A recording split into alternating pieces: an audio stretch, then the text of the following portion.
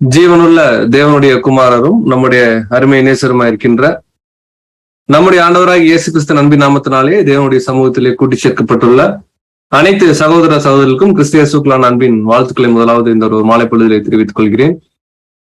தேவன் கொடுத்த ஒரு மாபெரும் ஒரு கிருபை, அவர் கொடுத்த ஒரு இரக்கம்.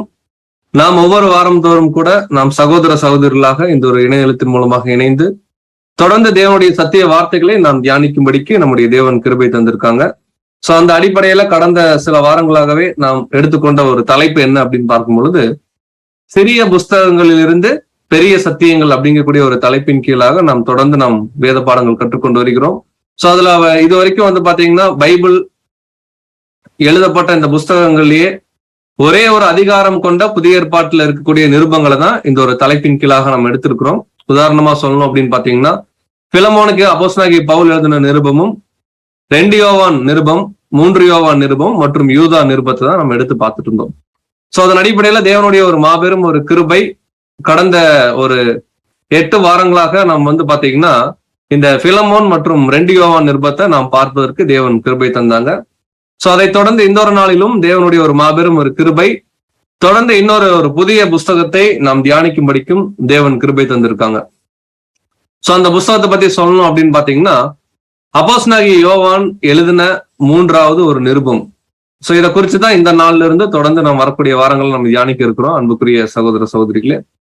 சோ விசேஷமாக இந்த ஒரு நிருபத்தை குறிச்சு சொல்லணும் அப்படின்னு பாத்தீங்கன்னா, நம்ம 2 யோவான் நிருபம் படிக்கும் போதே நம்ம கவனிச்சோம், புதிய ஏற்பாட்டு காலத்துல அநேக நிருபங்கள் இருந்தாலும் கிரேக்க நடைமுறை எழுத்துக்கள்ல பைபிள்லயே மிக சிறிய அதிகாரம் எது அப்படின்னு பார்க்கும் பொழுது 2 யோவான் மற்றும் இப்ப நம்ம பார்க்கக்கூடிய இந்த 3 யோவான், கிட்டத்தட்ட ரெண்டுமே ஒரே அளவு எழுத்துக்களை கொண்ட ஒரு நிருபமாக இருக்கிறத நம்ம கடந்த முறையை நம்ம பார்த்திருந்தோம்.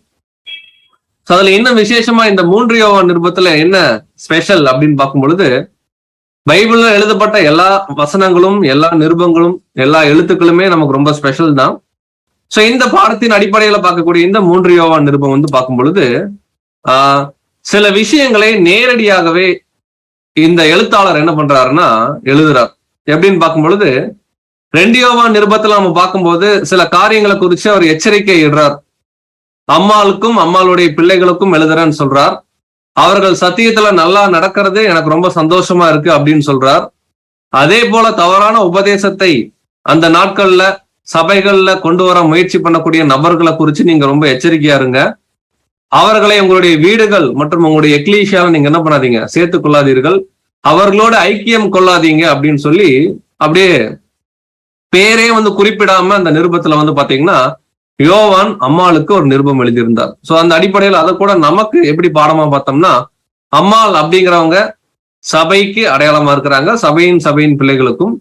சோ இந்த கடைசி நாட்கள்ல கூட தவறான உபதேசத்தை யாராவது சபையில திணிக்க முயன்றார்கள்னா அவங்க கிட்ட நம்ம எந்த மாதிரியான ஒரு டிஸ்டன்ஸ் மெயின்டைன் பண்ணணும், எந்த அளவுக்கு அவங்க ஒரு லிமிட்ல நம்ம வச்சிருக்கணும் அப்படிங்கிற ஒரு காரியத்தை சொல்றாங்க. இன்னும் சொல்ல போனா அவர்களுக்கு வாழ்த்துக்கள் சொல்லாதீங்க, அவர்களோடு நீங்க என்ன பண்ணாதீங்க, உட்கார்ந்து சாப்பிடாதீங்கன்ற அளவுக்கு அவர் எழுதியிருந்தார். சோ இதெல்லாம் நம்ம நிறைய படிப்பினைகள் கற்றுக்கொண்டோம். இந்த கடைசி காலத்துல கூட ஒருபோதும் அசத்தியமான காரியங்களுக்கு நாம் வஞ்சிக்கப்படாதபடிக்கு நாம் எச்சரிக்கையா இருக்கணும் அப்படிங்கறத அதனுடைய ஒரு சுருக்கமா பார்த்தோம்.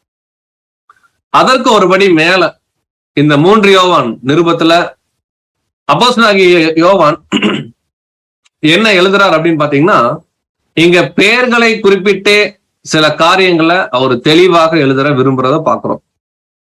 சோ என்ன ஒரு காரியம் அப்படின்னு பார்க்கும் பொழுது, இந்த 3 யோவான் நிருபத்தை பத்தி சொல்லணும் அப்படின்னு பாத்தீங்கன்னா, பைபிள்ல அநேக நிருபங்கள் இருக்கு. இன்னும் சொல்ல போனா பைபிள்ல சேர்க்கப்படாம எவ்வளவோ நிருபங்கள் இருந்துச்சு.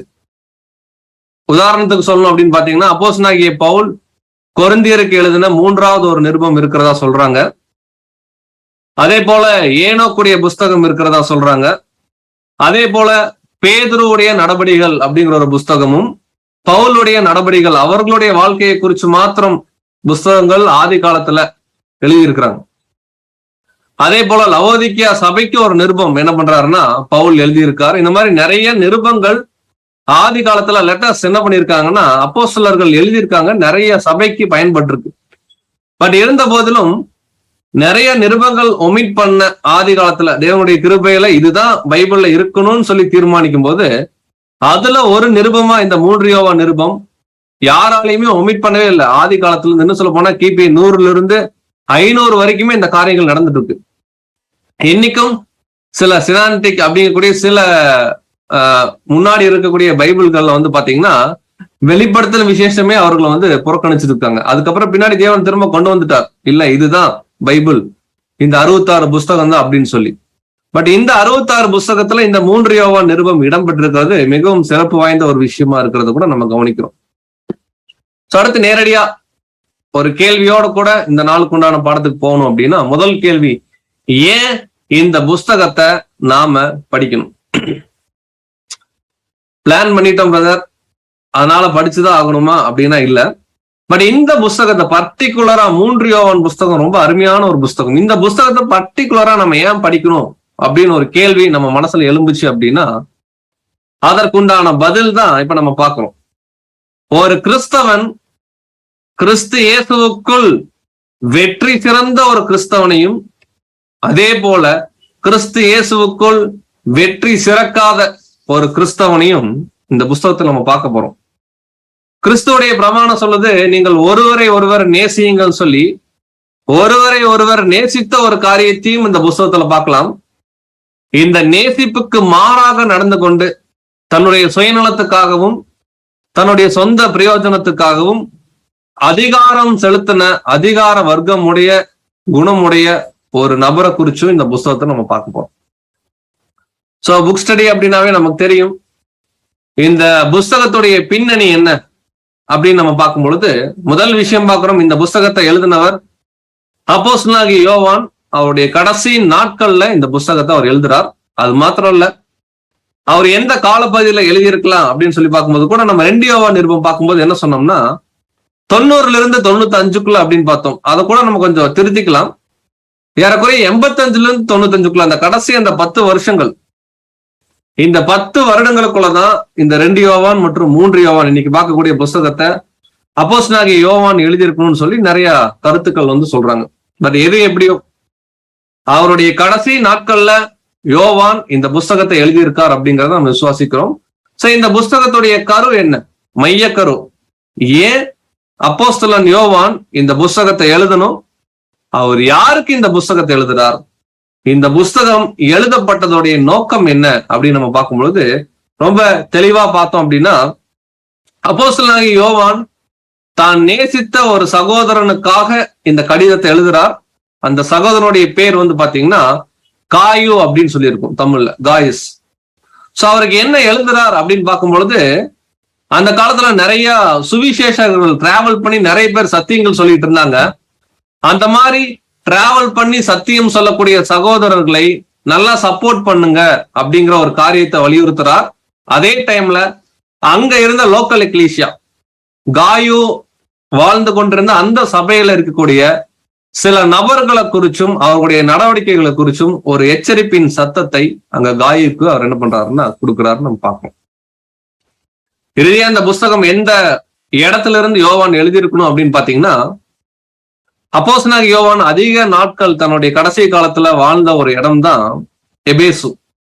இந்த எபேசுல இருந்துதான் இந்த 3 யோவான் நிருபத்தையும் அவர் எழுதியிருக்கணும் அப்படிங்கிற ஒரு காரியத்தை சொல்றார். சரி, இப்ப நேரடியா புஸ்தகத்துக்குள்ள போலாம். இந்த 3 யோவான் புஸ்தகம் பாத்தீங்கன்னா கிட்டத்தட்ட 3 நபர்களை சுத்தியே நகரும். அதுல 4வதா நீங்க யோவானை கூட எடுத்துக்கலாம்.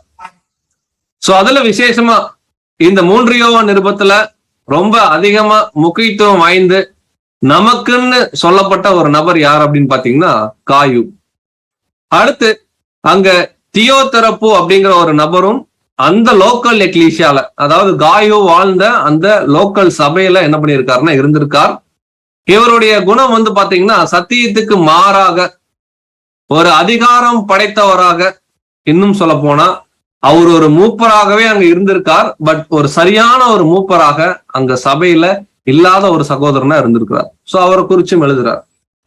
3வதா தெமோத்தேயு அப்படிங்கிற ஒரு சகோதரன், அவர் ஒரு நல்ல சகோதரன் சொல்லி அவரை குறிச்சும் சில விட்னஸ் அவர் சொல்றாரு. இந்த 3 கேரக்டர்ஸ் தான் இந்த புஸ்தகத்துல அப்போஸ்தலனாகிய யோவான் என்ன பண்றாரு அப்படின்னு பாத்தீங்கன்னா நமக்கு சொல்றார், அன்புக்குரிய சகோதர சகோதரி. சோ நம்ம ஒரு பின்னணி பார்த்துட்டோம். 3 யோவான் நிருபத்துல 3 கேரக்டர் இருக்காங்க, ரொம்ப எளிமையா புரிஞ்சுக்கலாம். அதே போல தான் நேசிக்கிற ஒரு சகோதரனுக்கு இந்த நிருபத்தை எழுதுறார். ஏன் இங்க கேள்வி, அப்போஸ்தலனாகிய யோவான் ஏன் சபைக்கு நிருபம் எழுதாம அந்த சகோதரனுக்கு நிருபம் எழுதுறார் அப்படிங்கிற ஒரு கேள்வி கூட நமக்கு இருக்கலாம். ஏன்னா சபையில இருக்கிற பிரச்சனையை பத்தி பேசும்போது அது சபையில எல்லாம் பேசணும் அப்படின்னு வரும்போது, பட் அவர் சபைக்கு எழுதாம காயுக்கு ஏன் எழுதுறார் அப்படிங்கிற ஒரு பதிலையும் இந்த நிருபத்துல அவர் சொல்றதை நம்ம கவனிக்கிறோம், அன்புக்குரிய சகோதர சகோதரிகளே. சோ அது மாத்திரம் இல்ல, கிபி 85ல இருந்து 95க்குள்ள இந்த புஸ்தகத்தை எழுதியிருக்கலாம். எபேசுங்கிற இடத்துல இருந்து இது புதிய ஏற்பாட்டிலேயே மிக குறைவான எழுத்துக்களை கொண்ட கிரேக்க நடைமுறையில எழுதப்பட்ட ஒரு புஸ்தகமா கூட நம்ம பார்க்கிறோம். சோ நம்ம இதுக்கு முன்னாடி பார்த்த ஒரு புஸ்தகம் 2 யோவான் மற்றும் 3 யோவான், இப்ப பார்க்கிற புஸ்தகம், இது ரெண்டுக்கும் என்ன ஒரு ஒற்றுமை, என்ன ஒரு வேற்றுமை அப்படின்னு பார்க்கும் பொழுது, ஆக்சுவலா 2 யோவான் நிருபம் அம்மாளுக்கும் அம்மாளின் பிள்ளைகளுக்கும் அப்படின்னு எழுதுறார். அப்ப அங்க ஒரு சகோதரி, அவங்க கூட நிறைய பேர். சோ இதை நம்ம எப்படி பார்த்தோம் அப்படின்னு பாத்தீங்கன்னா, இது பர்டிகுலரா ஒரு லோக்கல் எக்லீஷியாவை தான் அப்படி அழைச்சு எழுதுறார். அவர்கள் கிறிஸ்துவின் சரீரம் அப்படிங்கிற பாணியில தான் அந்த அம்மாளுக்கும்ங்கிற வார்த்தையை பயன்படுத்துறாரு நம்ம பார்த்தோம், ஒரு அடையாளமா பார்த்தோம். சோ 2 யோவான் நிருபம் சபைக்கு எழுதுறதா நம்ம பார்க்கிறோம். பட் இங்க 3 யோவான் நிருபத்தை அப்போஸ்தலனாகிய யோவான் எழுதும்போது பர்டிகுலரா ஒரு சகோதரனுக்காக எழுதுறத நம்ம கவனிக்கிறோம். சோ ஏன் எழுதுறார், ஏன் எதுக்கு எழுதினார், ஏன் இப்படி எழுதல, ஏன் இதை எழுதுறார் அப்படிங்கிற விஷயம் தான் சோ அந்த நிருபங்கள்ல தொடர்ந்து அவர் எழுதுறாருன்னு நம்ம பார்த்தோம். சோ 2 யோவான் குறித்து நம்ம பார்த்துட்டோம். இந்த 3 யோவான் நிருபத்துல 3 முக்கியமான சம்பவம் தான். காயுன்னு ஒரு சகோதரனுக்கு எழுதுறார், முன்னாவே உங்களுக்கு ஃபுல் டீட்டெயில் கொடுத்துறோம். சோ அந்த காயு அப்படிங்கிற ஒரு சகோதரன் ஒரு லோக்கல் எக்லீஷியால இருக்கார், ஒரு சபையில இருக்கார். அந்த சபையில ஒரு சில அதிகாரம் படைத்தவர்கள் சத்தியத்துக்கு எதிர்மாறா இருக்கும்போது, இவர் எப்படி சத்தியத்துக்கு உட்பட்ட வாழ்க்கையை வாழ்ந்துட்டு இருக்காரோ அதை தொடர்ந்து வாழணும் அப்படின்னு சொல்லி அந்த காயு போல உண்மையா இருக்கக்கூடிய சகோதரர்களையும் மோட்டிவேட் பண்றதுக்கும் என்கரேஜ் பண்றதுக்கும் பர்டிகுலரா அப்போஸ்தலனாகிய யோவான் எழுதுற நிருபம் தான் இந்த 3 யோவான் நிருபம், அன்புக்குரிய சகோதர சகோதரிகளே. சோ இப்ப நம்ம என்ன பண்ண போறோம்னா, இந்த நாள்ல நம்ம முதல்ல ஒரு 4 வசனங்கள் பார்க்க போறோம். இந்த 3 யோவான் நிருபத்தில் இடம்பெற்றிருக்கக்கூடிய 4 வசனங்களை முதல்ல நம்ம கவனிக்கிறோம். சோ ஒவ்வொரு வசனமா நம்ம போலாம். சோ சகோதரி வாசிங்க, 3 யோவான் நிருபத்துல முதலாவது வசனம் படிக்கலாம். 3 யோவான் 1ஆம் அதிகாரம் 1ஆம் வசனம். மூப்பனாகிய நான் சத்தியத்தின்படி நேசிக்கிற பிரியமான காயுவுக்கு எழுதுகிறதாவது. பாருங்க, எடுத்தோடனே ஒரு அறிமுகம் கொடுக்கிறார். 2 யோவான் நிருபத்துல பயன்படுத்தின அதே வார்த்தை, மூப்பனாகிய நான் சத்தியத்தின்படி நேசிக்கிற பிரியமான காயுவுக்கு எழுதுகிறதாவதுன்றார். சோ முதல் வார்த்தையை அவர் என்ன பயன்படுத்துறாருன்னா, நான் ஒரு எல்டர் அப்படிங்கிறார். சோ அங்க நல்லா கவனிக்கலாம், இங்க யார் இந்த நிருபத்தை எழுதுறாங்கன்ற பேரே இல்லை. அவருக்கு அதுக்கெல்லாம் டைம் இல்லாத மாதிரி எழுதுறார். ஒரு ஹரிபரியா, இன்னும் சொல்ல போனா விஷயம் எல்லாம் தெரியுமே அப்படிங்கறதுனால நம்ம நிறைய இடங்கள்ல நம்ம பார்ப்போம். அதாவது மூப்பனா இருக்கக்கூடிய அல்லது அப்போஸ்தலனா இருக்கக்கூடிய பவுல் ஆகிய நான் எழுதுகிறதாவது அப்படிங்கிற வார்த்தையெல்லாம் இருக்கும் பைபிள்ல.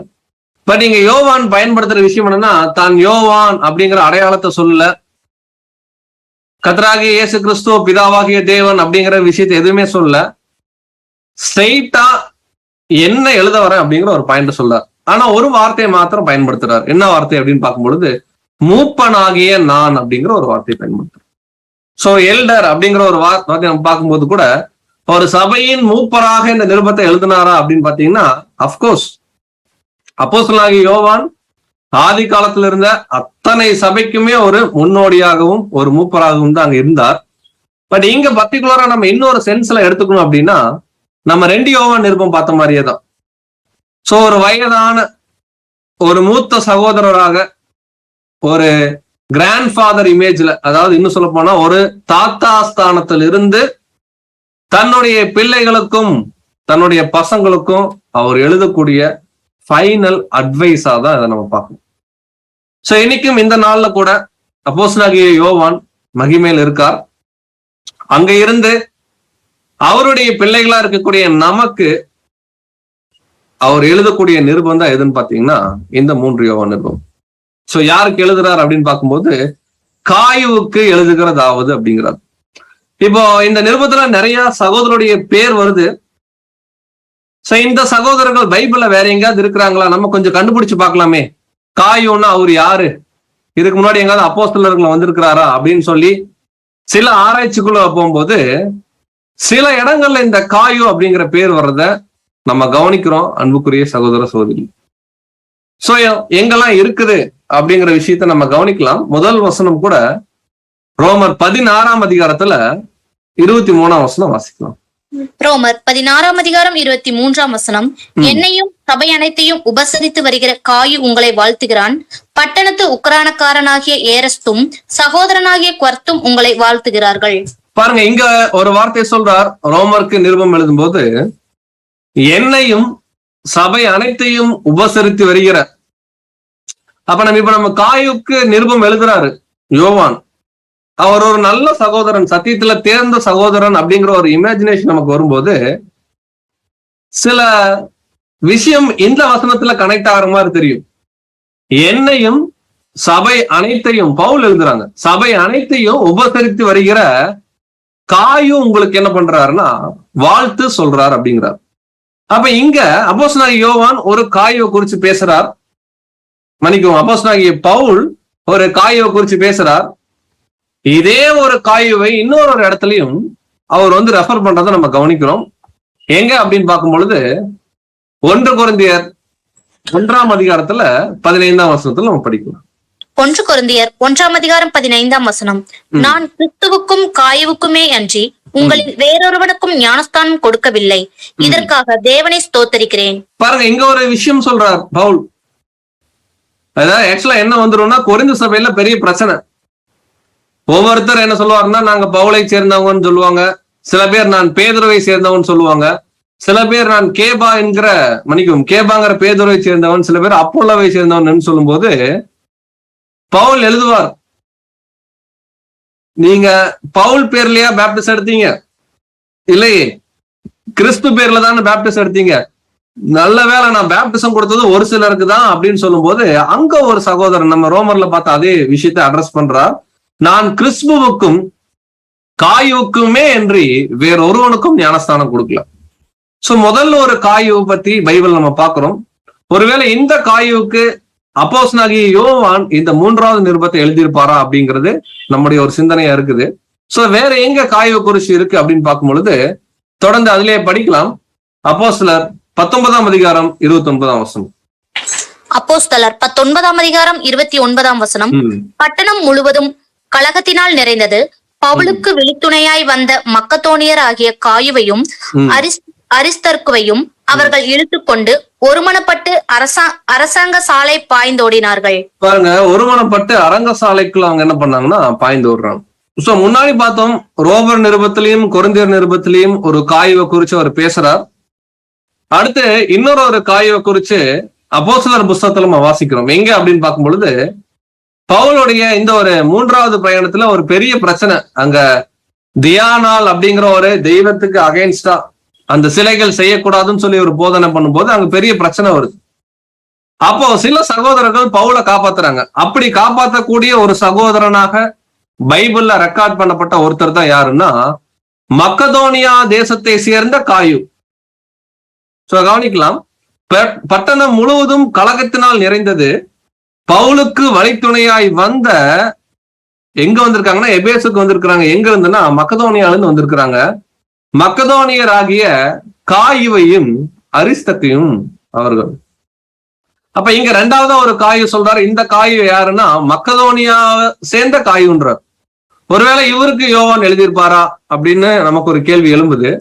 3வதா இன்னொரு காயுவை குறிச்சும் பைபிள் இருக்குது, படிக்கலாம். அப்போஸ்தலர் 20ஆவது அதிகாரத்துல 4வது வசனம் வாசிக்கலாம். அப்போஸ்தலர் 20ஆம் அதிகாரம் 4ஆம் வசனம். பெரோயா ஊரானாகிய சோபத்தரும் தெசலோனிக்கேயரில் அரிஸ்தர்க்கும் செக்குந்தும் தெர்பையானாகிய காயுவும் தீமோத்தேயும் ஆசியா நாட்டாராகிய தீகிக்கும் துரோபிமும் ஆசியா நாடு வரைக்கும் அவனுக்கு வழித்துணையாய் வந்தார்கள். பாருங்க, இங்கேயும் கூட அதே காயுவ சொல்ற மாதிரி தெரியல. ஏன்னா வசனம் எப்படி இருக்குன்னா, அப்போஸ்தலர் 20:4 பெரோயா ஊரானாகிய சோபத்தர், அதாவது ஒவ்வொரு ஊர் பேர் சொல்றாங்க. ஒருவேளை இதுக்கு முன்னாடி பார்த்த காயு தெசலோனிக்கால இருந்து வந்தாருன்னு சொன்னாரு. ஆனா இங்க சொல்லும் போது தெசலோனிக்கரில் அரிஸ்தக்கும் செக்குந்தும் அப்படிங்கிற ஒரு பாயிண்ட் நிறுத்திட்டு இன்னொரு ஊர் பேர் சொல்றாரு. ஆக்சுவலா தெசலோனிக்கான்றது இந்த பக்கம் இருக்கு. இப்ப நம்ம பார்க்கக்கூடிய தெர்பேங்கிறது அது ஜஸ்ட் ஆப்போசிட். ஏசியா மைனர்ல இருக்கக்கூடிய ஒரு இடம், கலாத்தியா நாடுல வரக்கூடிய ஒரு ரேஞ்சில் வரக்கூடிய ஒரு இடம் தான் தெர்பே, லீஸ்திரா, இக்கோனியம், இந்த பட்டணங்கள்லாம் இந்த சைடு இருக்கு. தெசலோனிக்கியா அப்படிங்கிறது இந்த பக்கம் கொரிந்து பட்டணத்துக்கு மேல இருக்கக்கூடிய ஒரு இடம், கிரேக்கு தேசம். இங்க சொல்றார் தெர்பயனாகிய காயும்ன்றார். அப்போ நம்ம நிறைய இடங்கள்ல பைபிள்ல இந்த பேரை பார்க்கிறோம். ரோமர்ல வாசிக்கிறோம், 1 கொரிந்தியர்ல வாசிக்கிறோம், அப்போஸ்தலர் 19 வாசிக்கிறோம். தெசலோனிக்கியன் ஆகிய காயுன்னு சொல்றார். இங்க சொல்றார் தெர்பயன் ஆகிய காயுன்றார். இப்படி 3 காயுக்களை குறிச்சு பைபிள்ல இருக்கிறத நம்ம கவனிக்கிறோம். இன்னும் இருக்கலாம். இப்ப நம்முடைய கேள்வி என்ன அப்படின்னு பார்க்கும் பொழுது, அப்போஸ்தலனாகிய யோவான் எந்த காயுவுக்கு இந்த நிருபத்தை எழுதுறாரு அப்படின்னு பார்க்கும்போது நோ ரீசன் யாருக்கு எழுதினாருன்னு சொல்லி ரொம்ப தெளிவா நம்மளால கண்டுபிடிக்க முடியல. கட்டாயமாக இந்த காயுக்களை போலவே இதுல யாரா இருந்தாங்கன்னு தெரியல, இல்ல இவர்கள் இல்லாம இன்னொருத்தரானும் நம்மளால கண்டுபிடிக்க முடியல. ஆனா விசுவாசிக்கிறோம் இந்த மாதிரி ஒரு நல்ல சகோதரன். இப்ப நம்ம படிச்சோம் பாருங்க, பவுலுக்கு ஒரு ஆபத்து வரும்போது தெசலோனிக்கியன் ஆகிய காயு என்ன பண்றாருன்னா வந்து பவுலுக்கு ஹெல்ப் பண்றார். எங்கேயும் பாக்குறோம் வழித்துணையா சில பேர் வந்திருக்கிறாங்க. அதுல தெர்பையன் ஆகிய காயு வந்திருக்கார். ரோமர்ல சொல்றார் காயு உங்களுக்கு வாழ்த்துக்கள் சொல்ல. அப்படின்னா இந்த பேர் வச்ச சகோதரர்கள் எல்லாமே ஒரு அருமையான ஒரு பாத்திரங்களாக தேவனுடைய சமூகத்துல அவருடைய ஊழியத்துல காணப்பட்டிருக்காங்கன்றதுல எந்த மாற்று கருத்தும் இல்லை. காரணம் இந்த ரெஃபரன்ஸ் எல்லாமே பைபிள்ல தேவன் கொடுத்திருக்கார். பட் இவர்கள்ல யாரு அப்படின்றத நம்மளால தெளிவா கண்டுபிடிக்க முடியல. காரணம் இப்ப படிச்ச வசனம் எல்லாம் அப்போஸ்தலனாகிய பவுலோட சம்பந்தப்பட்ட சகோதரர்கள். எங்கேயுமே அப்போஸ்தலனாகிய யோவானோட சம்பந்தப்பட்ட சகோதரர்களாக நம்ம பார்க்கல. காரணம் யோவானுடைய நடவடிக்கைகள் நமக்கு தேவன் பைபிள்ல கொடுக்கல. அப்போஸ்தலர் 2ஆம் அதிகாரத்துல அது சில அற்புதங்கள் பேதுரு அவர் பண்றாங்க, அவ்வளவுதான். அதுக்கப்புறம் யோவானுடைய விஷயங்கள் நேரா ரெவலேஷன் வந்துருது, நிருபங்கள் வந்துருது. யோவான் எங்க போனார், என்னென்ன ஊழியம் பண்ணார், எங்கெங்க டிராவல் ஆனார், எதுவுமே நமக்கு டீடைல்டா பைபிள்ல ரெக்கார்ட் ஆகல. பட் ஏதோ ஒரு சகோதரன், ஒரு அருமையான ஒரு சகோதரன், அந்த சகோதரன் பேரு காயு. அந்த சகோதரனுக்கு யோவான் எழுதுறார் அப்படிங்கிறத நம்ம முதல்ல கன்க்ளூட் பண்றோம். இந்த காயு யாருன்ற நம்மளால ரொம்ப கிளாரிட்டியா நம்மளால சொல்ல முடியலன்னு பார்ப்போம். அடுத்த ஒரு காரியம், அதே முதல் வசனத்துல அவர் பயன்படுத்தின இன்னொரு வார்த்தை நம்மளை ரொம்ப இம்ப்ரெஸ் பண்ணுது அன்புக்குரிய சகோதர சகோதரிகளே. என்ன வார்த்தை அப்படின்னு பார்க்கும் பொழுது, மூப்பனாகிய நான், அதான் பார்த்துட்டோம், ஒரு தாத்தாவுடைய ஸ்தானத்திலிருந்து, ஒரு மூத்த சகோதரனான ஸ்தானத்திலிருந்து எழுதுறார். சத்தியத்தின்படி நேசிக்கிற அப்படிங்கிற ஒரு வார்த்தை. அந்த நேசிக்கிறங்கிற வார்த்தையை கடைசியா பார்க்கலாம். இப்ப என்ன சொல்றாருன்னா சத்தியத்தின்படி அப்படிங்கிறார். அப்போ இந்த 1ஆம் கால சபையிலிருந்து 2ஆம் கால சபையினுடைய ஆரம்பத்துல இந்த நிருபம் அவர் எழுதுறார். நம்ம 2 யோவான்ல பார்த்த மாதிரி அப்போஸ்தலனாகிய யோவான் அதிக முக்கியத்துவம் சத்தியத்தை கொடுத்திருக்கார். ஏன் கொடுத்திருக்கார் அப்படின்னு பார்க்கும் பொழுது, பின்னாடி சத்தியம் கரப்ட் ஆகும் அப்படிங்கிறது அவருக்கு நல்லா தெரியும். அதனாலதான் நம்ம 2 யோவான் நிருபத்துல கூட அம்மாளை குறித்து அவர் எழுதும் போது கூட ஒரு அருமையான வார்த்தையை அவர் பயன்படுத்தினார். அது அந்த நிருபத்திலேயே நம்ம பார்த்தோம். மீண்டுமாக கூட ஒரு முறை நம்ம நினைவுக்குள்ள கொண்டு வந்துக்கலாம். 2 யோவான் 1ஆம் அதிகாரம் 1ஆம் வசனம் வாசிச்சு. 2 யோவான் 1ஆம் அதிகாரம் 1ஆம் வசனம். நமக்குள் நிலை நிற்கிறதும் என்றென்றைக்கும் நம்மோடு இருப்பதுமாகிய சத்தியத்தின் நிமித்தம் நான் மாத்திரமல்ல, சத்தியத்தை அறிந்திருக்கிற யாவரும் சத்தியத்தின்படி நேசிக்கிறவளும். பாருங்க, திரும்ப திரும்ப யோவானுடைய மனசுல இதெல்லாம் ஒரே காலத்துல எழுதுனதா. அவர் மனசுக்குள்ள என்ன நிறைஞ்சிருக்கு அந்த நாட்கள்லன்னா, அன்பு, சத்தியம், சத்தியம், அன்பு. இந்த வசனத்திலையும் அதான் சொல்றார், நமக்குள் நிலை நிற்கிறதும் எப்பவும் நம்ம கூட இருக்கிறதும் நான் மாத்திரமல்ல, யாரெல்லாம் ட்ரூத்ல இருக்கிறாங்களோ எல்லாருக்கும் பிடிச்ச அம்மாளே அப்படின்னு எழுதுறார். அப்ப இங்க காயுக்கும் அதே வார்த்தை தான் பயன்படுத்துறார். நான் சத்தியத்தின்படி நேசிக்கிற காயுவுக்கு எழுதுகிறதாவது அப்படிங்கிறாரு அன்புக்குரிய சகோதர சகோதரி. இப்ப நமக்கு என்ன இதுல இருந்து லெசன்? இந்த சிறிய புஸ்தகத்துல இருந்து என்ன லெசன்னா, இதெல்லாம் தான் லெசன். நாம் ஒருவரை நேசிக்கிறோம் என்றால் அது சத்தியத்தின் அடிப்படையில் இருக்கணும். அந்த சகோதரன் சகோதரி முதல்ல சத்தியத்தில் இருக்கும். ஏன் அப்படின்னு பார்க்கும்போது, இங்க அப்போஸ்தலனாகிய யோவானுடைய கோணமே என்னன்னா, எல்லா கிறிஸ்தவ உறவுகளின் அடிப்படையும் ஒண்ணுதான். இன்னைக்கு நாமெல்லாம் சகோதரன் சகோதரி. பாருங்க, நீங்க ஒரு ஊர்ல இருக்கீங்க, அடியான் ஒரு ஊர்ல இருக்கேன், இன்னும் நிறைய பேர் எந்தெந்த ஊர்லயும் நாடுகளே இருக்கிறாங்க. நாமெல்லாம் ஒரே குடும்பம், ஒரே சகோதரன் சகோதரி. இதெல்லாம் சொல்றோம் அப்படின்னா இதுக்கு ஒண்ணுதான் அடிப்படைன்றார். அதான் யோவான் இங்க வெளிப்படுத்துறார். எல்லா கிறிஸ்தவ உறவுகளுக்கும் பேஸே என்னன்னா சத்தியம்தான். ஒருவேளை இதே சத்தியத்தை நான் ஒரு மாதிரி விசுவாசிக்கிறேன், நீங்க வேற மாதிரி விசுவாசிக்கிறீங்க அப்படின்னா கட்டாயம் இந்த உறவு ரொம்ப ஸ்ட்ராங்கா இருக்கு. இன்னைக்கு இந்த உறவு ரொம்ப ஸ்ட்ராங்கா நமக்குள்ள இருக்கு, சபையில் இருக்கு, சகோதர சகோதரிக்குள்ள மத்தியில ஒன்னா இருக்கு, ஒரே ஐக்கியமா இருக்கோம்னா என்ன அர்த்தம்னா, நாம் பெற்றுக்கொண்ட சத்தியம் மாத்திரமே இதை சாத்தியப்படுத்தும். அதுலதான், அந்த சத்தியத்தின் அடிப்படையில தான் அன்பு அப்படிங்கிற ஒரு பாயிண்ட். இங்க கூட யோவான் தன்னுடைய எமோஷன்ஸ ரொம்ப ஸ்ட்ராங்கா பதிவு பண்றார். இந்த முதல் வசனத்துல என்ன அவர் எழுதுறாருன்னா, அவருக்கு ரொம்ப பிடிச்சவர் அப்படின்னு எழுதுறார். பிரியமான காயுவுக்கு அப்படின்றார். நம்ம பிலமோன் நிருபம் பார்க்கும்போதே கூட நம்ம பார்த்தோம். அப்போஸ்தலனாகிய யோவான் போன்ற மூத்த சகோதரன் ஒரு சகோதரனுக்கு, இவர் சபையின் மூப்பரா அப்படின்னா இல்ல, ரெஃபரன்ஸ் இல்ல, ஒரு சகோதரன், அருமையான சகோதரன். அந்த சகோதரனை பார்த்து எனக்கு ரொம்ப பிடிச்ச சகோதரனே அப்படிங்கிற ஒரு வார்த்தையை சொல்றதுதான் பிரியமான காயுவுக்கு. கிட்டத்தட்ட அவர் கையில வச்சிருக்கிற மாதிரியான ஒரு சின்ன நிருபமா தான் அது இருந்திருக்கும். ஆனா இந்த சின்ன நிருபமா இருந்தாலும் இதுக்குள்ள ஆழமான எமோஷன்ஸ் கனெக்ட் ஆயிருக்கு, ஆழமான படிப்பினைகள் இந்த கடைசி நாட்கள்ல வாழக்கூடிய நமக்கு தேவன் எழுதி வச்சிருக்கார் அப்போஸ்தலனாகிய யோவான் மூலம். இங்க கூட என்ன சொல்றாருன்னா, ஒருவரை நீங்க ரொம்ப நேசிக்கிறதா இருந்தா அது சத்தியத்தின்படி இருக்கணுங்கிறார். ஒரு பிரதரையோ ஒரு சிஸ்டரையோ உங்களுக்கு ரொம்ப பிடிக்குது அப்படின்னா அவர்களும் நம்மை போல ரொம்ப ஸ்ட்ராங்கா சத்தியத்தில் இருக்கிறாங்கன்ற அடிப்படையில் இருக்கணும். அதனாலதான் அம்மாளுக்கு எழுதும் போதும் சரி, காயுக்கு எழுதும் போதும் சரி, சத்தியம்ங்கிற வார்த்தையை அதிகமா ஸ்ட்ரெஸ் பண்றார். அந்த சத்தியத்தின் நிமித்தம் எனக்கு பிடிச்ச, எனக்கு பிரியமான சகோதரனாகிய காயுக்கு எழுதுகிறதா. இதே முதல் வசனத்துல நீங்க கவனிச்சீங்கன்னா இன்னொரு வார்த்தை கூட அவர் பயன்படுத்துவார். சத்தியத்தின்படி நேசிக்கிற அப்படின்னு ஒரு வார்த்தை, லவ் இருக்கும் இங்கிலீஷ்ல. அது அப்படியே நீங்க கன்கார்டன்ஸ் போய் இந்த லவ்ங்கிற வார்த்தையுடைய கிரேக்க பதம் என்ன அப்படின்னு பாத்தீங்கன்னா அகாப்பே. அப்போ அப்போஸ்தலர்கள் ஒரு வார்த்தை அங்க பதிவிடுறாங்க அப்படின்னா எதையும் எதிர்பார்க்காத ஒரு அன்பு அங்க இருக்கிறத கவனிக்கிறோம். அன்புக்குரிய சகோதரர் அதான் சொல்றாரு, நான் சத்தியத்தின்படி நேசித்த அகாப்பே அன்புல, உங்களுக்காக என்னவே நான் கொடுக்குறேன், அந்த அன்புல நான் நேசிக்கக்கூடிய காயுக்கு நான் என்ன பண்றேன் எழுதுறேன்றாரு. சோ இது முதல் வசனத்துல நம்ம கற்றுக்கொண்ட படிப்பணி. அன்பு, சத்தியம், அந்த சகோதரனுடைய தன்மை எப்படி இருந்திருக்கணும், இதெல்லாம் நம்ம பார்க்கணும். தொடர்ந்து 2ஆம் வசனம் எழுதும்போது கூட யோவானால இந்த எமோஷனை திரும்ப அப்படியே கண்டினியூ பண்றார். அவர் எடுத்தோடனே விஷயத்துக்கு போல, அவருக்கு பிடிச்சவருங்கிறத திரும்ப 2ஆம் வசனத்திலேயே அவர் மென்ஷன் பண்றார். படிக்கலாம். 3 யோவான் நிருபத்துல 2வது வசனம். 3 யோவான் 1ஆம் அதிகாரம் 2ஆம் வசனம்.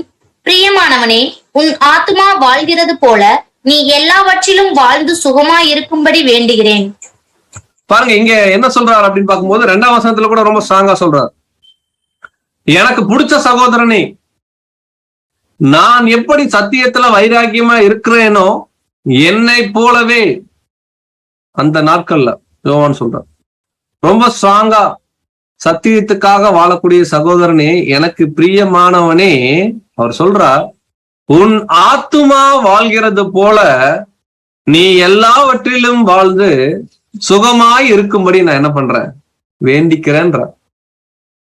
இங்க கூட நம்ம படிப்பனையை கத்துக்கிறோம். அன்புக்குரிய சகோதரர், இங்க இந்த வசனம் நேரடியா பார்க்கும்போது எப்படி இருக்குன்னா, பிரியமானவனே,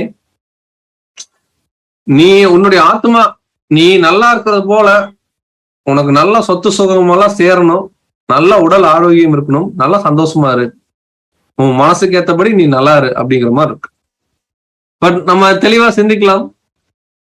அப்போஸ்தலனாகிய யோவான் ஒரு வார்த்தையை பயன்படுத்தார், நீ சுகமாய் இருக்கும்படி. அப்படின்னா கட்டாயமாக அவர் அதிக முக்கியத்துவம் அவருடைய ஆவிக்குரிய வாழ்க்கையும் அந்த நலன்களை தான் கொடுத்திருப்பார். அதுல லெஸ் ப்ரியாரிட்டி தான் என்னன்னா அவருடைய உடலுடைய ஹெல்த்தை பத்தி பேசியிருப்பார். இங்க கூட சொல்றார், சுகமாய் இருக்கும்படி வேண்டுகிறேன்றார். நம்ம இந்த சிறிய புஸ்தகத்திலிருந்து பெரிய சத்தியங்கள்ன்ற தலைப்புல நம்ம திரும்ப திரும்ப திரும்ப திரும்ப அன்புக்குரிய சகோதர சகோதரர்களே நாம் பார்க்கிற ஒரு பாயிண்ட், தேவன் ஏதோ நம்ம கூட கம்யூனிகேட் பண்றாரு. என்ன விஷயம் பார்க்கிறோம்னா, பெரிய சகோதரர்கள் பவுல் யோவான்லாம் அப்போஸ்தலர்கள், சபையின் தூதர்கள். சபையின் தூதர்கள் சபையில இருக்கக்கூடிய பரிசுத்தவான்களுக்காக ஜெபம் செய்யறாங்க. பாருங்க, இன்னைக்கு நாமளும் சபையில இருக்கிறோம், எக்லீஷியால இருக்கோம்.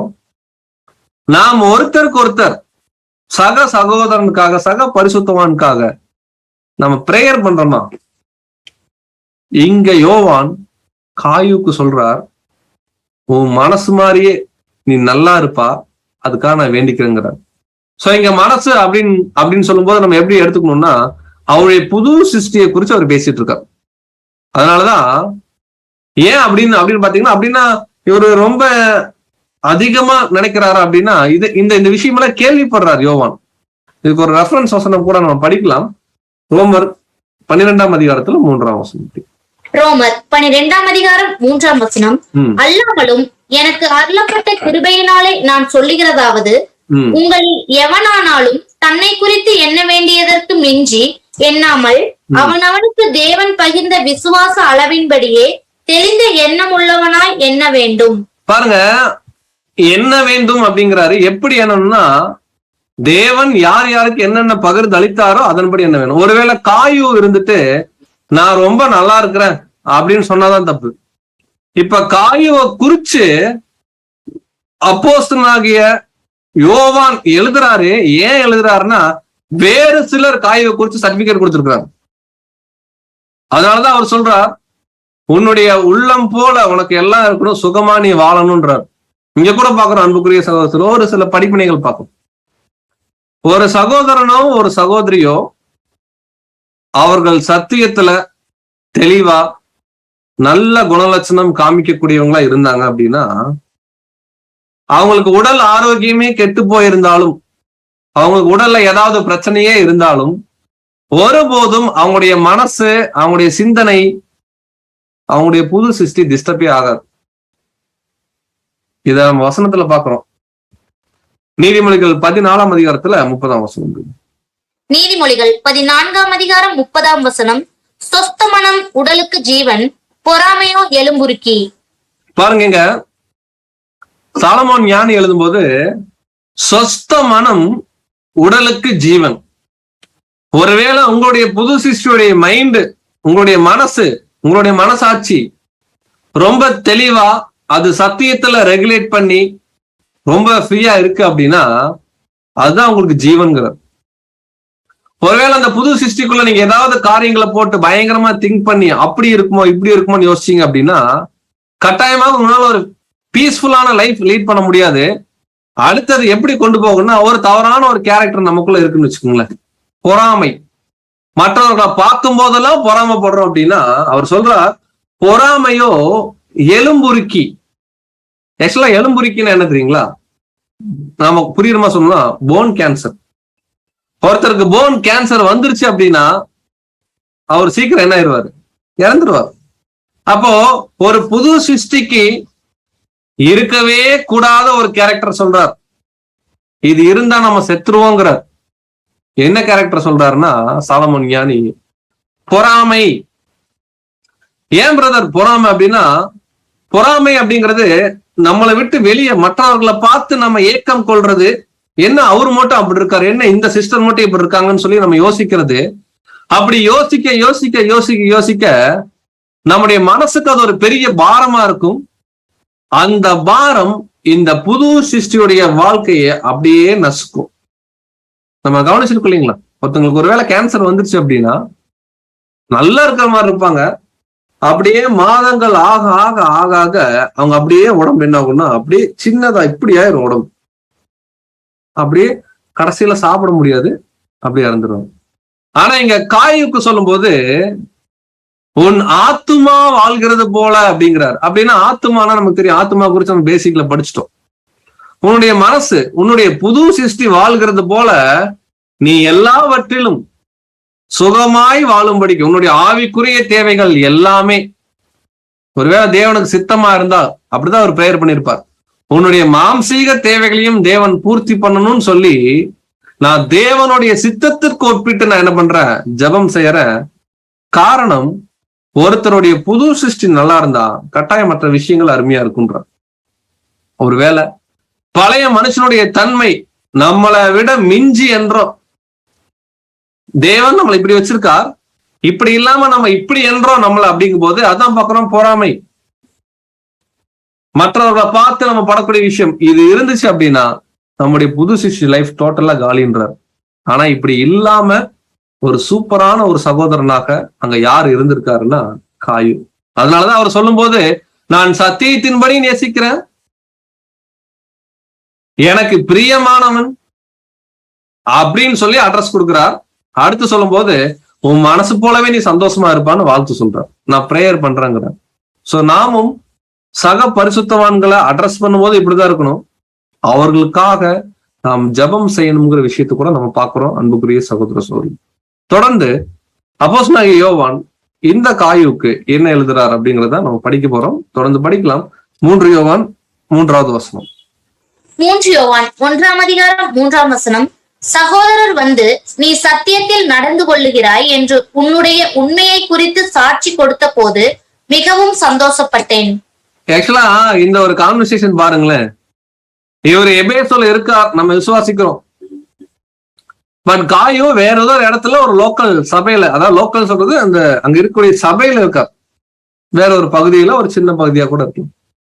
பட் எப்படியோ நியூஸ் போகுது, சகோதரர்கள் சில பேர் போய் யோவானை சந்திச்சிருக்கிறாங்க.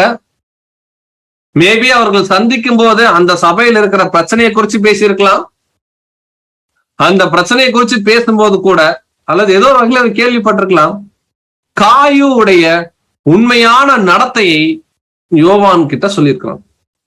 யோசிச்சு பாருங்களேன், நம்மளை பத்தி நம்ம தான் மற்ற யார்கிட்டையும் சொல்லிக்கூடாது.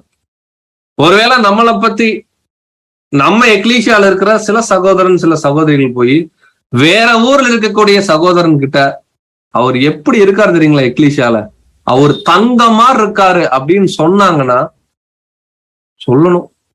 எப்படி இருக்கும் கொஞ்சம் யோசிச்சு பாருங்க.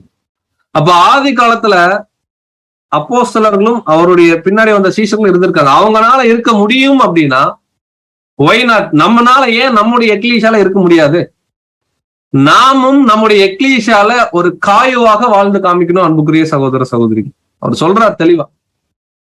சகோதரர் வந்தாங்க, நீ சத்தியத்துல நடந்து கொள்கிறாய் என்று, வார்த்தையை நல்லா பாருங்க, உன்னுடைய உண்மை, நீ உண்மையா சத்தியத்துக்காக இருக்கன்றத அவங்க சாட்சி கொடுக்கிறாங்க. யோசிச்சு பாருங்க அன்புக்குரிய சகோதர சகோதரிகளே, சகோதரர்கள் சொல்றது வேற, சகோதரர்கள் சாட்சி கொடுக்கிறது அப்படின்னா அப்படி இருக்காருங்க அவர் பிரதர், அப்படி இருக்காங்க அந்த சகோதரி எங்க எக்லீஷால. நான் அவங்க எங்க எக்லீஷால இருக்கிறதுக்கு நாங்க கொடுத்து வச்சிருக்கணும் அப்படிங்கிற மாதிரி போய் சொல்லியிருக்கணும். இப்ப யோசிங்க, நாம காயு மாதிரி நம்ம எக்லீஷால இருக்கோமா? இருந்தோம்னா இருக்கிறோம்னு விசுவாசிக்கலாம். நமக்கு தான் இங்க யோவான் எழுதுறார். நம்முடைய உண்மைத்தன்மையை குறிச்சு யோவான் அப்ரிஷியேட் பண்றாரு. எப்படி அப்ரிஷியேட் பண்றாரு அப்படிங்கறதான் நம்ம 2 யோவான்லயே ஒரு ரெஃபரன்ஸ் எடுத்தோம், படிக்கலாம். 2 யோவான்ல 4ஆம் வசனம் வாசி. 2 யோவான் 1ஆம் அதிகாரம் 4ஆம் வசனம். பிதாவினால் நாம் பெற்ற கற்பனையின்படியே உம்முடைய பிள்ளைகளின் சிலர் சத்தியத்திலே நடக்கிறதை நான் கண்டு மிகவும் சந்தோஷப்பட்டேன். பாருங்க, இங்க அம்மாளுக்கு எழுதும் போது கூட அதே தான் சொல்றார். இங்க கண்டுன்றார், பட் 3 யோவான்ல கேள்விப்பட்டுன்றார். பிதாவினால் நாம் பெற்ற கற்பனையின்படியே உம்முடைய பிள்ளைகளில் சிலர் சத்தியத்திலே நடக்கிறதை நான் கண்டு, எந்த பேரும் குறிப்பிடல 2 யோவான்ல, பட் 3 யோவான்ல தெளிவா பேர் சொல்றார், காயு அப்படிங்கிறார் அந்த சகோதரன். இப்ப என்ன சொல்றாருன்னா, நான் பார்த்து சந்தோஷப்படுறேங்கிறார். அப்ப யோசிச்சு பாருங்களேன், ஒரு மூத்த சகோதரரா, ஒரு 2ஆம் சபையின் தூதனா, அப்போஸ்தலனா இருக்கிற யோவானை சந்தோஷப்படுத்துற அளவுக்கு ஒரு சகோதரன் ஆதிகால சபையில இருந்திருக்கார் அப்படின்னா, அந்த சகோதரனை பற்றி மற்ற சக ஊழியர்கள் போய் விட்னஸ் பண்ணிருக்கிறாங்க அப்படின்னா, எந்த அளவுக்கு இந்த காயு அப்படிங்கிற ஒரு சகோதரன் ஒரு உண்மை தன்மையத்தை சத்தியத்திற்காக காமிச்சிருக்கணும். இத கேள்விப்பட்டுதான் அவர் உள்ளம் பொங்கி இருக்கு. அந்த உணர்ச்சியில தான் அவர் என்ன பண்றாருன்னா, தேவ ஆவியில ஒரு நிருபம் எழுதுறார். நான் சத்தியத்தின்படி நேசிக்கிற காயுக்கு. இந்த மாதிரி நமக்கு எழுதணும் அன்புக்குரிய சகோதரர். அந்த அளவுக்கு நமக்கு தேவன் என்ன ஊழியம் கொடுத்தாலும் சரி, கொஞ்சத்துல கிடைச்ச சத்தியத்துல ரொம்ப ஸ்ட்ராங்கா உண்மை உள்ளவனா வாழ்ந்தா போதும். அந்த உண்மைத்தன்மை காயுகிட்ட இருக்கிறத பாக்குறோம். அதான் அந்த வசனத்துல கூட சொல்லும் போது கூட அவர் சொன்னார், உன்னுடைய உண்மையை குறித்து. ரொம்ப அருமையான ஒரு சகோதரன் இருந்திருக்கார், சந்தோஷப்பட்டிருக்கார், இதையும் டிக்ளேர் பண்றார். தொடர்ந்து அதிலேயே 4ஆம் வசனம் வாசிக்கும். 3 யோவான் 1ஆம் அதிகாரம் 4ஆம் வசனம், என் பிள்ளைகள் சத்தியத்திலே நடக்கிறார்கள் என்று நான் கேள்விப்படுகிற சந்தோஷத்திலும் அதிகமான சந்தோஷம் எனக்கு இல்லை. பாருங்க, இப்போ யோவான் திரும்ப அவர்னால அந்த எமோஷன்ஸை கண்ட்ரோல் பண்ண முடியல, திரும்ப எக்ஸாகரேட்டா என்ன சொல்றாருன்னா, ஆக்சுவலா இப்படிதான்ப்பா நீங்க எல்லாம் இருக்கணும், இதுக்காக தான் நான் கஷ்டப்பட்டேன், என் பசங்கள்லாம் இப்படி சத்தியத்துல இருக்கிறாங்க அப்படிங்கறத நான் கேள்விப்படும் போது எனக்கு எவ்வளவு சந்தோஷமா இருக்கு தெரியுமான்றது. யோசிச்சு பாருங்க அன்புக்குரிய சகோதர சகோதரிகளே, இந்த படத்துல இருக்கிற மாதிரிதான். ஒரு சின்ன ஒரு எக்ஸாம்பிள் கூட நம்ம சொல்றோம். இப்போ நம்முடைய பிள்ளைகள் ஒருவேளை திருமணமாகி பிள்ளைகள் இருக்கக்கூடிய சில சகோதர சகோதரிகள், இப்ப நம்முடைய குழந்தைங்க ஒரு சண்டே கிளாஸ்ல ஒரு சின்ன ஒரு பர்ஃபார்மன்ஸ் பண்றாங்க, இல்ல ஒரு 2 வசனம் சொல்றாங்கன்னா, as a பேரண்ட்ஸா நமக்கு எப்படி இருக்கும்? என் பொண்ணு என் பையன் சண்டே கிளாஸ்ல சொல்றாங்க, ஒரு சந்தோஷம் இருக்கும். ஆக்சுவலா அதை விட அதிகமான சந்தோஷம் நாம் சத்தியத்துல பெற்றெடுத்த பிள்ளைகள் சத்தியத்துல ரொம்ப ஸ்ட்ராங்கா இருக்கும்போது வர்ற சந்தோஷம்தான். இத யோவான் உணர்றார். ஒரு வயதான ஒரு மூத்த சகோதர ஸ்தானத்தில் இருக்கிற யோவான் காயோ பார்க்கிறார், பார்த்து தன்னுடைய உணர்வு மிக்க இருதயத்துல சந்தோஷத்துல இந்த கடிதத்தை எழுதுறார். இந்த கடிதத்துக்குள்ள சில அழுகைகளும் சில எமோஷன்ஸும் மறைஞ்சிருக்கும். அது பின்னாடி வரக்கூடிய வசனங்களை பார்ப்போம். அவர் சொல்றார், என்னுடைய பிள்ளைகள் சத்தியத்துல நடக்கிறார்கள் என்று நான் கேள்விப்படுகிற, ஏன்னா சில பேர் சொல்லியிருக்கிறாங்க, அந்த சந்தோஷத்துல அதிகமான சந்தோஷம் எனக்கு வேற எதுவுமே இல்லைன்றார். காரணம், இவர் இயேசு கிறிஸ்து கூடவே அவருடைய மார்பிலே சார்ந்திருந்த ஒருத்தர். இயேசு கிறிஸ்துடைய கடைசி நாட்கள்ல அவருக்காக யாராவது இருங்கன்னு சொல்லும் போது அவரு 3 பேர்த்த கேட்டார், என்னோட கூட 1 மணி நேரமாவது என்ன பண்ணுங்க, விழித்திருங்கன்னு சொல்லி. பேதுரு, பாடத்துல பாக்குற யோவான், யாக்கோபு, கடைசியில யாருமே இல்லை. பட் அவர் விட்டு சென்ற வழிகளை பின்னாடி பெந்தகோஸ்தே நாளுக்கு அப்புறம் இவர்கள் காமிச்ச வாழ்க்கைய இயேசு கிறிஸ்து பார்க்கும்போதும் தேவன் பார்க்கும்போதும் அப்போஸ்தலர்களை பார்க்கும்போது எந்த அளவுக்கு ஒரு சந்தோஷம் அவர்களுக்கு ஏற்பட்டிருக்குமோ, அதே சந்தோஷம் இப்ப தான் மரிக்கக்கூடிய காலத்துல இருக்கக்கூடிய முதிர் வயதான ஒரு மூப்பனா இருக்கக்கூடிய யோவானுக்கு ஏற்படுது. அவர் பெற்றெடுத்தவங்க, அவர் பார்த்து சத்தியம் சொல்லி கொடுத்த சகோதரி, அவர் பார்த்து சபையில கூட்டு வந்த சகோதர சகோதரிகள் உண்மையாகவே எப்படி டே 1ல இருந்தாங்களோ அந்த மாதிரி இப்ப வரைக்கும் இருக்கிறாங்கன்னு கேள்விப்படும் போது ஒரு மூத்த சகோதரரா ஒரு தாத்தா ஸ்தானத்தில் இருக்கக்கூடிய யோவானுக்கு ரொம்ப சந்தோஷம். இப்ப நம்ம கிட்ட கூட சில கேள்வி கேட்கணும். என்ன கேள்வி அப்படின்னு பார்க்கும் பொழுது, நம்ம உண்மையாகவே நம்ம பார்க்கணும், ஒருவேளை யோவான் நம்மளை காயுவா நினைச்சு இதை சொல்றாருன்னு வச்சுக்கோங்களேன். இப்ப நம்ம கிட்ட கேட்கிற ஒரே கேள்வி என்ன, ஆர் யூ இன் ட்ரூத், இல்லைன்னா opposite. Is the truth in you. நம்ம இதே மாதிரி யோவான்ல கூட சில வைஸ் வருஷம் சில விஷயங்கள் பார்த்தோம். Love in truth, truth in love அப்படின்னு பார்த்தோம். அதே தான் இங்க வேற மாதிரி சொல்றாரு. யாராவது நம்மளை பார்த்து ஒரு கேள்வி கேட்கறாங்க, ஒருவேளை நம்முடைய செய்கைகள் மோசமா இருக்கும் பட்சத்துல நீங்க நிஜமாவே சத்தியத்துல தான் இருக்கிறீங்களா அப்படின்னு கேட்கறாங்க. இல்ல, வேற மாதிரி கேட்கறாங்க. இல்ல, சத்தியம் உங்களுக்குள்ள இருக்குதா? ஒருவேளை நம்முடைய நடவடிக்கை மாறும் பட்சத்துல இந்த கேள்விகள் கேட்கப்படும். இப்பவே நம்ம கேட்டுக்கலாம், நம்முடைய மனசாட்சிட்ட நிஜமாகவே நம்ம சத்தியத்துலதான் இருக்கிறோம். நம்ம அணுதின வாழ்க்கை நமக்கு என்ன பண்றோம் நமக்கு தெரியும். நம்மளை பார்த்து நம்மளே கேட்டுக்கலாம். யோவான் சொல்றார், என்னுடைய குழந்தைங்க சத்தியத்துல நடக்கிறத பார்க்கும்போது எனக்கு ரொம்ப சந்தோஷமா இருக்குன்றார். அந்த சந்தோஷத்தை நாம் அவருக்கு கொடுக்கிறதா இருந்தால் முதல் கேள்வி, நம்ம சத்தியத்துல நடக்கிறோமா? ஆமா பிரதர், நாங்க சபைக்குரியர்கள் என்ன பண்றோம், கலந்துக்கிறோம், எல்லா வேலைகளும் செய்யறோம். ஓகே, அதையும் தாண்டி நாம் கற்றுக்கொள்ள அல்லது கற்றுக்கொண்டிருக்கிற அல்லது பெற்றுக்கொண்ட சத்தியத்திற்கு உண்மையான வாழ்க்கை வாழ்கிறோமா? அந்த சத்தியம் இன்னைக்கு நமக்குள்ள இருந்து கிரியை செய்தா அப்படிங்கறதான் அங்க யோவான் புஸ்தகத்துல நம்ம கேட்கிற கேள்வி. இதை வேற மாதிரி கேட்கணும் அப்படின்னு பாத்தீங்கன்னா, நாளுக்கு நாள் கிறிஸ்துவுடைய சரீர அங்கமா அவருடைய சாயலுக்கு ஒப்பான சாயல்ல நாம் மாறிட்டு இருக்கிறோம் அப்படின்னா இந்த வசனம் நமக்கு பொருந்தும். என்ன வசனம் அப்படின்னு பாத்தீங்கன்னா, நாம் கிறிஸ்துவுக்குள் இருக்கும்போது புது சிருஷ்டியா இருக்கிறோம், பழசு ஒளிஞ்சிருச்சு, எல்லாம் புதுசாயிருச்சு. இப்படி புது சிருஷ்டியில நாளுக்கு நாள் ஆவியில் ஜெனிப்பிக்கப்பட்டு வளர்ந்து கொண்டு வரக்கூடிய சகோதர சகோதரிகளுக்கு மாத்திரம் பொருந்துற ஒரு வார்த்தை தான் என் பிள்ளைகள். யோவான் சொல்றார், சத்தியத்தில் நடக்கிறார்கள் என்று நான் கேள்விப்படுகிற சந்தோஷத்திலும் அதிகமான சந்தோஷம் வேற எதுவுமே இல்லை. அதுதான் எனக்கு சந்தோஷமே, அதுக்காக தான் நான் ஊழியம் பண்ணிட்டு இருக்கேனே, அதுக்காக தான் இந்த நிருபமும் நான் எழுதுறேனே, இதை விட சந்தோஷம், இது பரலோகத்துல ஏற்படுற சந்தோஷம் என் இருதயத்துல ஏற்படுது அப்படிங்கிற ஒரு கேள்வி. நாளுக்கு நாள் கிறிஸ்துவுடைய இமேஜ்ல நம்ம ரோமர்ல படிக்கிற மாதிரி, தேவன் எவர்களை முன்குறித்தாரோ அவர்கள் தம்முடைய குமாரனுடைய சாயலுக்கு ஒப்பாக மாற அவர் என்ன பண்ணாருன்னா முன்குறிச்சிருக்காருன்னு. அந்த குமாரனுடைய சாயலுக்கு மாறுறமா நம்ம டே டு டே நாம காமிக்கிற செய்கையில எங்கேயாவது கிறிஸ்து தெரியறாரான்னு நீங்க யோசிங்களேன். இன்னைக்கு காலையில இருந்து இப்போ வரைக்கும் நம்ம நாட்கள் கடந்துச்சு, இன்னைக்கு டே, இந்த நாள்ல நம்ம செஞ்ச ஏதாவது ஒரு செயல்ல கிறிஸ்துவுடைய கேரக்டரை மற்ற சகோதரனுக்கோ சகோதரிக்கோ அல்லது உலக ஜனங்களுக்கோ நாம காமிச்சிருக்கிறோம். ஒருவேளை நம்ம காமிச்சிருக்கோம்னு சொல்லி நம்முடைய உள்ளம் இன்னைக்கு சொல்லுச்சு அப்படின்னா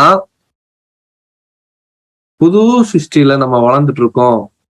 அப்படி புது சிருஷ்டியில வளர்ந்துட்டு இருந்தோம் அப்படின்னா நம்ம தான் காயும், அதுல எந்த மாற்றம் இல்லை. நாம் சத்தியத்தில் நடக்கிற உண்மையை கேள்விப்பட்ட அப்போஸ்தலன் யோவான் இன்னைக்கு நம்மளை பார்த்து சொல்றார், எனக்கு ரொம்ப சந்தோஷமா இருக்கு, என் குழந்தைங்களாம் எப்படி இருக்காங்க, சத்தியத்துல நடக்கிறாங்க. சத்தியத்தில் நடக்கிறதுனா ஒண்ணும் இல்லைங்க அன்புக்குரிய சகோதர சகோதரி. நம்ம கடைசியா இந்த நாள்ல கடைசியா படிக்கிற வசனம் இதுதான், இயேசு கிறிஸ்து மாதிரி இருக்கும். ஏன்னா அவர் சொல்றார், அவருதான் சத்தியங்கிறார். படிக்கலாம், யோவான் 14ஆம் அதிகாரத்துல 6வது வசனம். யோவான் 14ஆம் அதிகாரம் 6ஆம் வசனம். அதற்கு இயேசு, நானே வழியும் சத்தியமும் ஜீவனுமாய் இருக்கிறேன், என்னாலே அல்லாமல் ஒருவனும் பிதாவின் இடத்தில் வரான். பாருங்க, என் பிள்ளைகள் சத்தியத்தில் நடக்கிற சந்தோஷம் சொல்லும் போது அந்த சத்தியம்னா என்னன்னு ஒரு வரியில சொல்றார். இதே யோவான் தான் எழுதுறார் இந்த வசனத்தை. இயேசு கிறிஸ்து பத்தி எழுதும் போது அவரே வழி, அவரே சத்தியம்ங்கிறார். அப்போ காயுக்கு என்ன எழுதுறாருன்னா, என் பிள்ளைகள் சத்தியத்தில் நடப்பதில் அப்படிங்கும் போது, அப்ப புது சிருஷ்டி கிறிஸ்துவுடைய சாயல்ல காயு அங்க என்ன ஆயிட்டு இருக்காருன்னா மாறிட்டு இருக்கார். அந்த சாயல்ல தான் இப்ப யோவானும் மாறிட்டு இருக்கார், முழுமை பெற கண்டிஷன் சீல்டு கிளாஸ் மாதிரி இருக்கார். அப்படி இருக்கிற யோவானுடைய மனச அங்க சந்தோஷப்படுத்துற வாய்ப்பு காயுக்கு கிடைச்சது. அந்த காயுக்கு தான் தொடர்ந்து அடுத்தடுத்த வசனங்கள் என்ன எழுதுவார்னா, நான் ஏன் இந்த நிருபத்தை காயு உங்களுக்கு எழுதுறேன், ஏன் நான் சபைக்கு எழுதல அப்படிங்கிற ரீசனையும், சபையில யார் இந்த விஷயத்த பண்ணிட்டு இருக்காங்க அவங்க பேரை சொல்லி வரக்கூடிய காரியத்தையும் பின்னாடி வர்ற வசனங்கள் அவர் எழுதுறார். சோ இந்த நாள்ல நம்ம பாடத்தை என்ன பண்ண போறோம்னா, இந்த முதல் 4 வசனத்தில் நிறுத்த போறோம். சோ நம்ம என்ன பார்த்தோம்ங்கிறத ஒரு 2 நிமிஷம் ரீகால் பண்ணிக்கலாம். ரீகால் பண்ணி இந்த பாடத்தை நிறைவு பண்ணலாம். சோ முதல் விஷயம் என்ன பார்த்தோம்னா, அப்போஸ்தலனாகிய யோவான் இந்த நிருபத்தை எழுதினார். கிபி 85 இருந்து 95 எழுதியிருக்கலாம், எபேசுல இருந்து எழுதியிருக்கலாம். எதுக்காக இந்த நிருபம் எழுதினாருன்னா, அவர் நேசிக்கிற காயுன்னு ஒரு சகோதரன் டிராவல் பண்ணி ஊழியம் பண்ணக்கூடிய சகோதரர்களை இன்னும் அதிகமா சப்போர்ட் பண்ணணும் அப்படிங்கிற அடிப்படையில் அவர் எழுதுறார்.